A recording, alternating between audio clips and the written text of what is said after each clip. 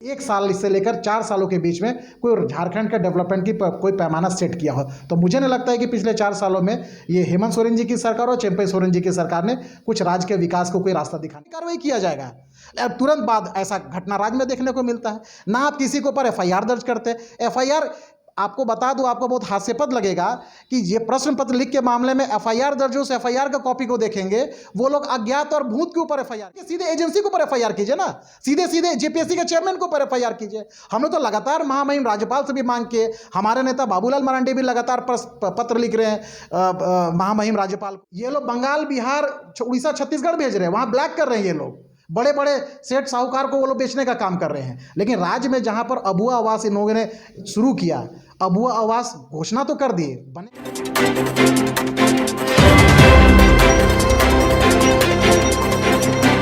करते हैं। आज राम मंदिर, जिसको ये लोग हमेशा नकारते रहे 70-75 सालों में, राम भगवान राम लल्ला तंबू में हुआ करते थे, आज इसी राम मंदिर को लेकर कांग्रेस के नेता जी तो बार बार कहते थे कि भारतीय जनता पार्टी जो है ईडी लगा करके जो है हमको तबाह करने का काम कर रही है। जब से सरकार हम बनाए तब से हमारे पीछे लग गई भारतीय जनता पार्टी, दुश्मन की तरह लगे कि इसको कब गिराएं, हमको काम नहीं करने दिया जा रहा है। तो हेमंत जी को ईडी के द्वारा जो प्रताड़ित किया जाए, उनका जो आरोप है, तो इसको किस तरह से लेते हैं? अब आप देश के संस्था के ऊपर प्रश्न खड़ा करेंगे, कोई आदमी चोरी करेगा और पुलिस बैठा रहेगा, तो ऐसा नहीं ना चलता है। देश में कई एजेंसियां हैं, आपका ईडी है, इनकम टैक्स डिपार्टमेंट है, एनआईए है, सीबीआई है।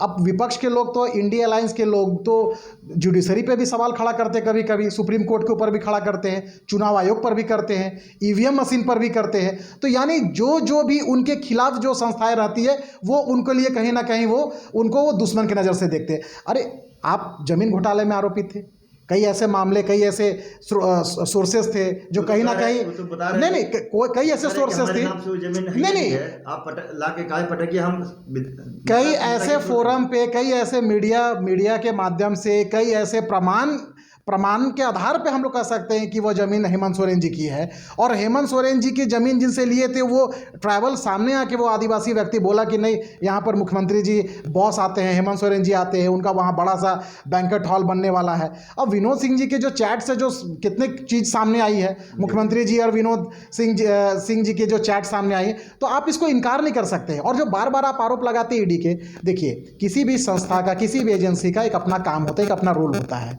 क्या कोई भी संस्था, पुलिस के सामने में कोई चोर चोरी कर रहा होगा तो पुलिस का फर्ज बनता है कि उस चोर को पकड़े। तो ईडी ने भी वही काम किया, ईडी के पास प्रमाण था, ईडी ने उनको बार बार समन दे रहे थे।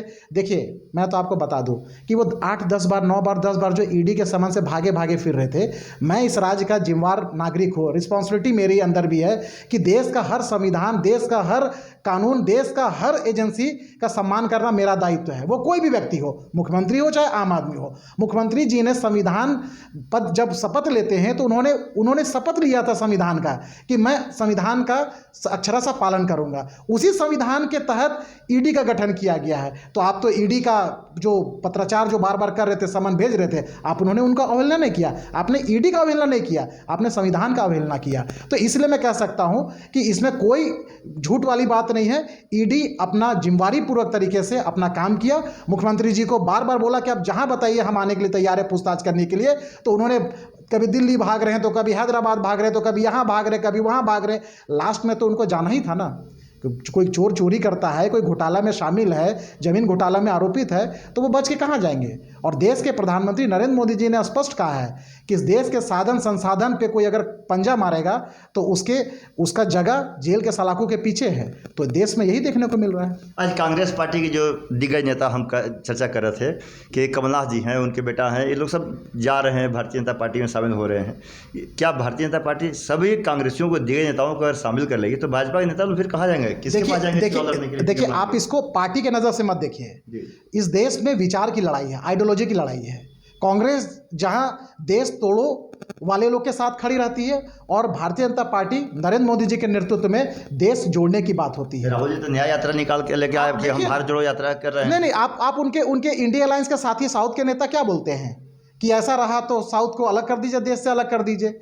कई ऐसे लोग उनके साथ खड़े हैं जो 7 सिस्टर्स जो स्टेट है नॉर्थ ईस्ट के, उनको बोलते हैं कि ये चिकन नेक को अलग कर दीजिए। तो कांग्रेस के लोग तो देश को अलग करने, क्योंकि इनका इतिहास रहा है, इन्होंने पाकिस्तान को अलग किया है, इन्होंने कई तरह से देश को अलग करने का काम किया, इनका इतिहास में, इनका डीएनए में देश को तोड़ने का। और देश के प्रधानमंत्री नरेंद्र मोदी जी देश को एक करने में लगे हैं। वो कश्मीर से लेकर कन्याकुमारी हो, चाहे बनारस से लेकर काशी हो, वो सांस्कृतिक भी सांस्कृतिक रूप से भी देश को जोड़ने का काम कर रहे हैं, राजनीतिक रूप से भी जोड़ने का काम कर रहे हैं। और मैं तो आपको बता दूं, ये विचार की लड़ाई है।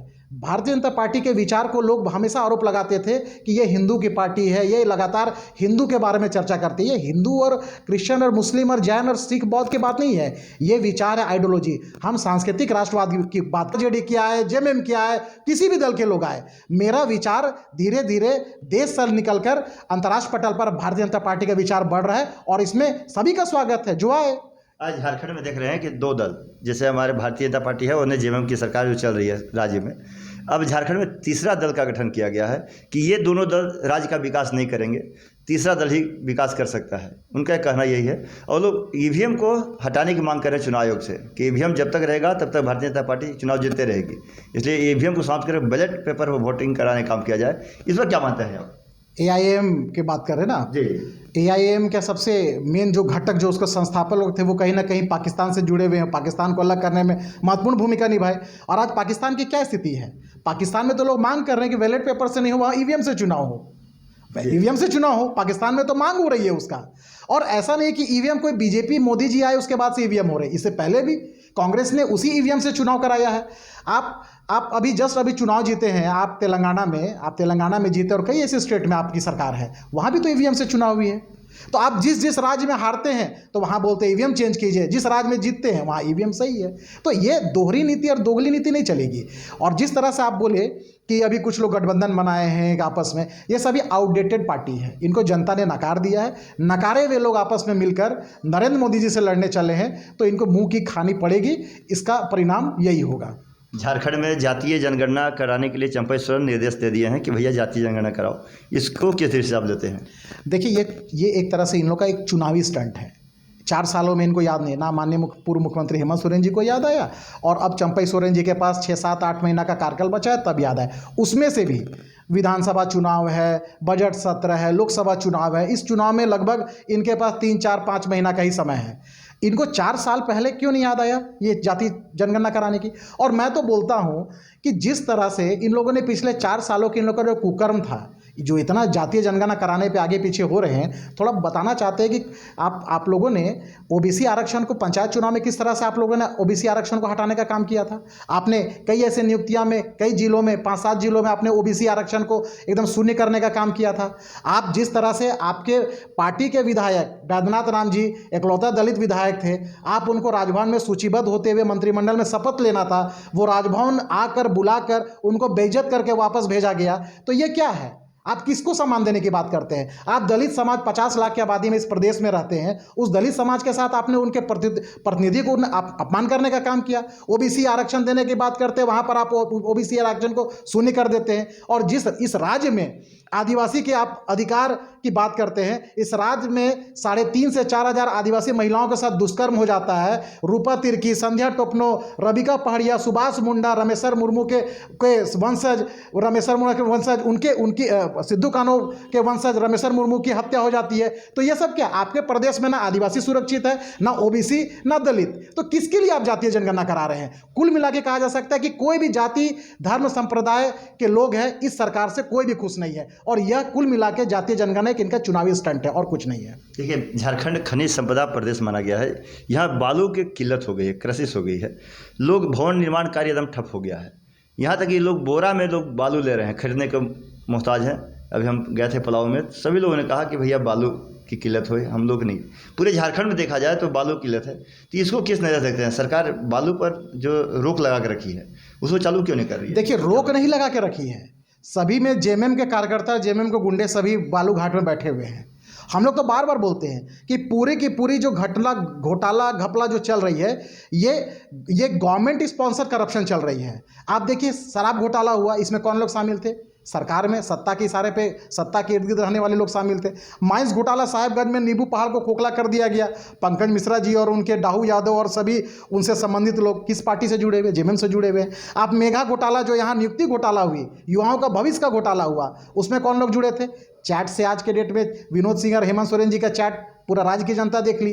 तो ये बालू घोटाला ये क्या, ये तो एक सामान्य सा घोटाला पूरे, आप जहां भी देखिएगा कहीं ना कहीं जेएमएम के लोग और सरकार के लोग उस घोटाले में शामिल हैं। मैं आपको बता दूं कि 10,000 8 से 10,000 प्रति ट्रैक्टर और ट्रक टर्बो मिलने वाला जो बालू है, आज के डेट में 40-50 हज़ार रुपये ट्रक टर्बो मिल रहा है। और वो भी ये लोग बंगाल, बिहार, उड़ीसा, इस पर सीबीआई जांच होनी चाहिए। ये कोई 1 लाख 1.5 लाख या 10-20 हज़ार छात्रों का बात नहीं है, इस राज्य का भविष्य का बात है कि एक परीक्षा का जब प्रश्न पत्र लीक हुआ है तो पुराने कई ऐसे परीक्षाओं का प्रश्न पत्र लीक हुआ होगा। इसलिए हम लोग तो मांग करते हैं, पार्टी भी मांग करती है, हमारे नेता भी मांग किए हैं कि इस प्रश्न पत्र लीक के मामले में जेपीएससी को कटघरे में खड़ा किया जाए। इस सरकार, इस जेपीएससी से संबंधित, इस परीक्षा से संबंधित सभी लोगों के ऊपर में सीबीआई जाँच किया जाए, तब दूध का दूध और पानी का पानी होगा। चलिए, तो ये थे अशोक बड़ाई जी थे जो ठंडा न्यूज़ से खुलकर सब बिंदुओं पर चर्चा की। और इनका साफ मानना है कि झारखंड में जो है जो लूट मची हुई है वो झारखंड सरकार के निकम्मापन है, जिसके चलते आज झारखंड का चहुमुखी को विकास नहीं हो पा रहा है। सुबोध कुमार पाठक, अपने से सुमित वर्मा साथ, ठंडा न्यूज़, रांची।